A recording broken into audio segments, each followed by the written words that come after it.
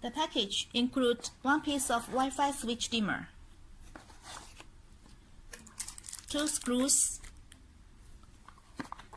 and one user manual. There are 3 buttons. Press the 2 direction buttons to change the brightness. Press the middle button to switch on and off light. There are 3 screws.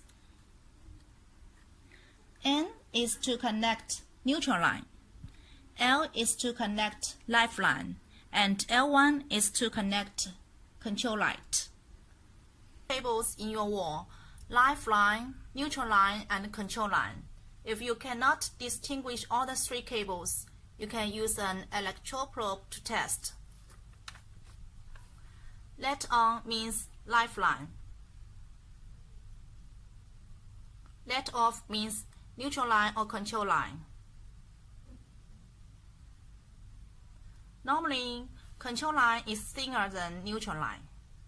Then you can connect all the 3 cables with your Wi-Fi wall dimmer.